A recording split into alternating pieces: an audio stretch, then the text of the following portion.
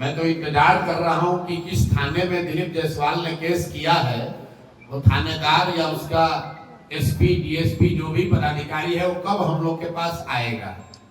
दिलीप जायसवाल को ये भी नहीं पता है, इस बयान के जरिए दिलीप जायसवाल ने अपनी कलई खोल ली। उनको ये भी नहीं पता है कि फेसबुक पेज क्या होता है और फेसबुक ग्रुप क्या होता है। जो बात दिलीप जायसवाल ने कही वो कोई फेसबुक पेज नहीं है, वो फेसबुक ग्रुप है जो दो बीजेपी के लड़के आज से 8 साल पहले से चला रहे हैं। और आप लोग सब डिजिटल मीडिया को समझने वाले लोग हैं, ग्रुप में कोई जाकर कुछ भी लिख सकता है। पहली बात तो इस आदमी को तो इसकी जानकारी नहीं है। हमने उसी दिन कहा कि आपकी सरकार है बिहार में, देश में भी एनडीए भाजपा की सरकार है और दिलीप जायसवाल यहाँ पर भाजपा के अध्यक्ष हैं। बिहार में पूरे देश में जितने भी साइबर के एक्सपर्ट हैं और जितनी दिलीप जायसवाल की ताकत है सब लगाकर जांच करवा लें। अगर एक भी गलती कहीं पाई जाएगी तो हम पूरा ये अभियान ही वापस ले लेंगे।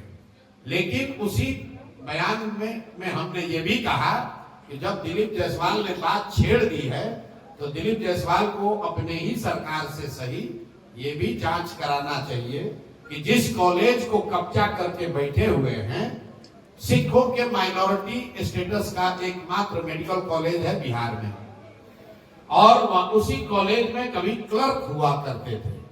उस कॉलेज में जो उसको बनाने वाले थे सरदार करतार सिंह जी, उनकी संदिग्ध अवस्था में मृत्यु हुई है और ये साहब आज उस कॉलेज को कब्जा करके बैठे हैं। तो वो किस थाने में गए हैं केस करने हम तो नहीं जानते हैं। दिलीप जायसवाल, कोई थानेदार अभी तक आया नहीं है। लेकिन अब दिलीप जायसवाल पहले बताएं कि जिस कॉलेज के तुम मालिक बन के बैठे हुए हो उस कॉलेज पर कब्जा कैसे किए हो ये बताओ, और ये बताओ कि पिछले 25-30 साल में उस कॉलेज से, ध्यान से सुन लीजिए, उस कॉलेज से बिहार के कितने नेताओं के बच्चों ने मेडिकल की डिग्री हासिल की है। इस आदमी का पूरा राजनीतिक कैरियर ये गलत जगह इन्होंने बटन दबा दिया है। ये समझ रहे हैं कि हमको डरा देंगे। मेरे भाई, अब आप अभी 2-3 दिन के बाद मैं डिटेल प्रेस कॉन्फ्रेंस करने वाला हूं इस कॉलेज की, इनकी यात्रा पर, ये कैसे उस कॉलेज के मैनेजमेंट कमेटी में घुसे, अपने बहू को जो सिख है उसको उसका इंचार्ज बना दिया है। भाई उस कॉलेज का मालिक कोई सिख ही हो सकता है। और पिछले 25-30 साल में सरकार चाहे जिस किसी की भी रहे, यहाँ बहुत सारे युवा हैं, इसको चलाइए भैया। मेडिकल में आपके बच्चों का एडमिशन होने के लिए आपको 4 बार 5 बार टेस्ट देना पड़ता है। और ये जो कॉलेज है जो इनके अध्यक्षता में, इनके मार्गदर्शन में चल रहा है, इसमें बिहार से के कितने नेताओं के बच्चों ने, उनके भांजों ने, उनके भतीजों ने, उनके भाइयों ने मेडिकल की डिग्री हासिल की है। ये रिकॉर्ड दिलीप जायसवाल को जारी करना चाहिए। नहीं करेंगे तो हम जारी करेंगे कि आप देखिएगा कि कोई नेता किसी दल का बचेगा नहीं।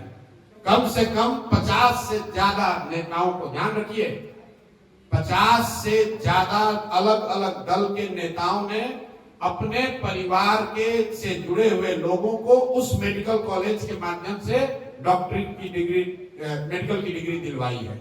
और दिलीप जायसवाल का पूरा राजनीति इसी पर है। अब आप लोग जाकर पूछ लीजिएगा कि प्रशांत किशोर ने आरोप लगाया है, जो दम है वो कर लो।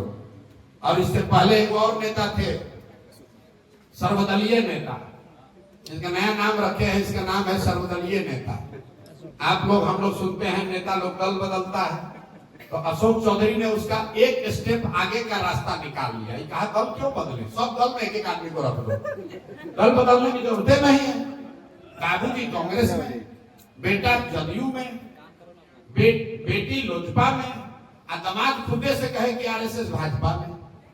तो भाई कोई दल बचा नहीं। हमने कहा एक आरजेडी बचा है, उसमें भी परिवार का कोई रख दो कि कोई भी जनता कहीं वोट दे तुम ही रहोगे। तो ये 3 गो जो नेता है, ये दिलीप जायसवाल भाजपा का यहाँ अध्यक्ष, ये बताएं कि मेडिकल कॉलेज जिसके ये मालिक मुखिया बने हैं किस आधार पर वहां पहुंचे, करतार सिंह जी के साथ क्या हुआ, और उस मेडिकल कॉलेज में पिछले 25-30 सालों में कितने बिहार के नेताओं के परिवार से जुड़े हुए लोगों को मेडिकल की डिग्री दी गई। दूसरा, ये सर्वदलीय नेता अशोक चौधरी, ऑलरेडी मैंने कहा है कि इस आदमी पूरा बिहार जानता है कि इन्होंने टिकट खरीदा है और ये मानहानि का मुकदमा किया है, तो यहाँ से लेकर सुप्रीम कोर्ट तक लड़ाएंगे। आजकल भागे भागे फिर रहे हैं। और तीसरा एक है मंगल पांडे, जिनके कालखंड में पूरे बिहार में स्वास्थ्य व्यवस्था में खाली अमंगल ही हो रहा है। कोविड के बोला कि हमारा मंगल काल चल रहा है, हम बोल मंगल काल उसका खुद का चल रहा है। पूरे बिहार के लोगों का अमंगल काल चल रहा है। कोविड के जमाने में क्यों बोल रहा है समझ लीजिए, तीनों को क्यों चिन्हित किया। ये दिलीप जायसवाल अभी राजस्व मंत्री थे। ये जो जितना लैंड का डिजिटाइजेशन हुआ है, सीओ बीडीओ के ऑफिस में जो भ्रष्टाचार फैला है, ये पैसा कौन ले रहा है भाई?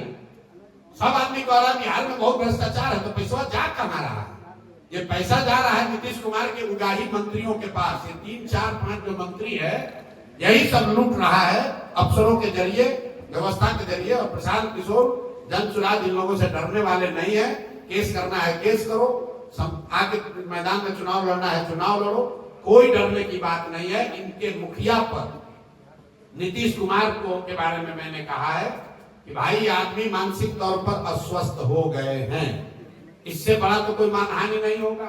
हम कह रहे हैं कि मानसिक तौर पर आप स्वस्थ नहीं है, भैया आपको तो पहले जाकर हम पर मानहानि करना चाहिए, केस करना चाहिए कि प्रशांत किशोर गलत बोल रहे हैं, नीतीश कुमार मानसिक तौर पर स्वस्थ है, प्रशांत किशोर गलत इल्जाम लगा रहे हैं। हम आपको कह रहे हैं कि बिल्कुल दावे के साथ कह रहे हैं कि नीतीश कुमार मानसिक तौर पर स्वस्थ नहीं है।